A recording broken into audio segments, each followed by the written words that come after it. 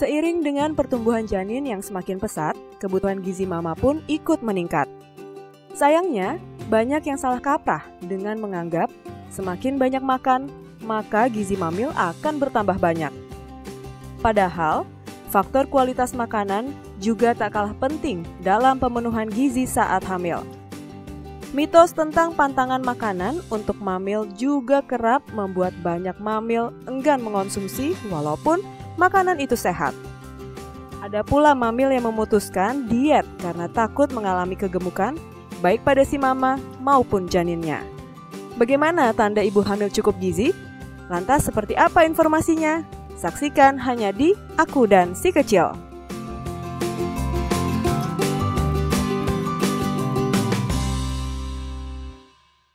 Halo Mama Hebat, apa kabar? Senang sekali saya Fiba Fitrisia kembali hadir menemani Mama Hebat di rumah. Tentunya dalam program acara yang kaya akan ilmu serta informasi tentang dunia anak, apalagi kalau bukan Aku dan Si Kecil. Selama 30 menit ke depan, saya akan berbagi informasi serta tips dan trik yang bermanfaat agar Mama menjadi 5-star parents with great parenting skills. Nah, Mama Hebat di rumah, ada nggak yang kali ini menjalani kehamilan? Karena kali ini pas banget nih, tema kita kali ini adalah gizi yang amat sangat penting untuk ibu hamil. Karena nantinya akan berpengaruh dengan janin yang sehat dan tentunya bayi yang sehat. Kalau gitu jangan kemana-mana ya Mam, saya akan berbincang dengan ahli gizi kita, Ibu Rita yang sudah hadir saat ini. Yuk! Terima kasih Bu Rita sudah hadir di Aku dan Si Kecil. Nah Bu Rita, ini ngomong-ngomong mengenai gizi ya. Ketika ibu hamil itu kan pasti yang pertama diperhatikan adalah, aduh gizinya cukup nggak sih, gizinya cukup nggak sih? Sebenarnya definisi gizi itu sendiri gimana sih Bu? Iya, kita mengenal ada kata gizi, tapi ada juga orang yang menyebutnya nutrisi kan gitu kan. Ya sebenarnya itu sama saja, tetapi pemakaiannya saja yang berbeda. Kalau di rumah sakit untuk bedah kita sering pakainya nutrisi yang dipakai untuk parenteral. Ada juga dokter hewan kadang pakai nutrisi, tapi prinsipnya sama, bahwa baik gizi atau nutrisi itu adalah zat yang dibutuhkan oleh makhluk hidup. Dan kalau zat itu tidak cukup masuk ke tubuh kita, akan terjadilah gejala-gejala defisiensi. Jadi ada efek kekurangan yang terjadi, itulah yang disebut dengan zat gizi. Zat gizi. Ketika ibu sedang hamil tentunya zat gizinya akan berbeda ketika ibu sedang tidak hamil ya Bu? Nah ini apa saja sih kira-kira gizi yang paling penting untuk ibu ketika sedang hamil? Kalau jenisnya sama Mbak, jadi memang seluruh yang hidup, manusia yang hidup itu butuh minimal 6 jenis zat gizi ya, yang utamanya gitu ya. Jadi ada di sana karbohidrat, ada protein, kemudian ada lemak, ada vitamin, ada mineral, dan ada air. Itulah 6 zat gizi yang dibutuhkan oleh manusia. Nah, ketika kita hamil, 6-6-nya dibutuhkan, tetapi yang berbeda adalah komposisinya. Jadi ada zat yang kemudian meningkat lebih banyak, tapi kemudian ada zat tertentu yang tetap dalam jumlah yang sebelum dia hamil sama kebutuhannya gitu ya. Jadi bukan berarti bahwa ketika hamil harus makan dalam jumlah yang besar, nggak juga gitu ya. Karena apa? Sebenarnya penambahan energi untuk ibu hamil itu ketika hamil nggak terlalu banyak. Kita hamil trimester pertama saja, itu perbedaannya dengan yang bukan hamil hanya sekitar 150 kilokalori. Nah, 150 kilokalori kalau kita ibaratkan dengan nasi, itu hanya satu cetakan nasi 100 gram gitu ya. Jadi tidak banyak kan. Tetapi memang yang berbeda sekali pada ibu hamil itu adalah penambahan proteinnya. Nah, kalau proteinnya itu meningkat sampai 17 gram.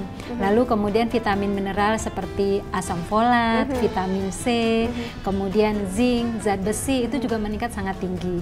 Maka nanti yang kita mau adalah bukan jumlah secara keseluruhan, tetapi kualitasnya. Jadi pemilihan makanan yang tepat yang harus dikonsumsi oleh ibu hamil. Betul, kalau tadi Bu Rita bilang ketika hamil biasanya ibu-ibu kan makannya 2 porsi karena merasa ini sudah berbadan 2, ada anak di dalam. Tapi ternyata justru yang perlu diperhatikan bukan banyaknya dari makanan itu sendiri, justru memang di piring kita itu seberapa cukup jenis gizinya. Itu ada hitung-hitungannya nggak sih Bu Rita? Kalau hitungannya secara umum sih bahwa setiap kali makan itu harus ada sumber karbohidrat seperti nasi kalau orang Indonesia milihnya gitu ya. Tapi kan nggak mesti nasi kan, bisa juga diganti kentang, bisa juga diganti mie, bisa juga diganti bihun, bisa juga roti gitu kan ya. Itu kan wajib ada. Berapa jumlahnya? Nah itu tergantung kepada berat badan dan tinggi badan seseorang. Nah pada umumnya sekitar 100-200 gram lah untuk wanita Indonesia gitu ya. Nah lalu nasi itu nanti harus ditemani oleh ada 3 temannya. Yang pertama itu ditemani oleh sumber protein yang kita sebut dengan lauk pauk. Jadi boleh yang berasal dari hewani, boleh yang berasal dari nabati, seperti misalnya daging, ikan gitu ya. Lalu kalau nabatinya kacang-kacangan dan hasil olahannya seperti tahu dan tempe. dan kemudian sayur, kemudian buah itu harus wajib ada. Nah, ketika kita hamil apa yang meningkat nih? Jumlah lauknya tentu harus lebih banyak sebelum hamil karena ada proses pertumbuhan janin di dalam tubuh si ibu. Lalu kemudian sayur dan buah itu menjadi lebih banyak juga karena vitamin mineral yang saya katakan tadi, asam folat, vitamin C itu adanya di situ. Gitu. Itu ada di situ. Nah, jadi jumlah sayur dan buah itu harus lebih banyak dikonsumsi oleh ibu hamil. Jadi kalau misalnya tadi Bu Rita sempat menyinggung trimester pertama pemenuhan gizinya seperti apa, kedua seperti apa, ketiga seperti apa, karena berbeda-beda. Berbeda, yang terjadi di dalam perut ibunya itu berbeda. Berbeda-beda. Tapi jangan dijawab sekarang karena nanti sesaat lagi kita akan bahas itu semuanya. Buat mama-mama di rumah penasaran. Nah, sesaat lagi kita akan membahas apa-apa saja kebutuhan gizi yang penting dipenuhi oleh mama yang sedang hamil ketika di trimester pertama, kedua, dan ketiga. Jadi jangan kemana-mana ya, Mams. Tetap di Aku dan Si Kecil.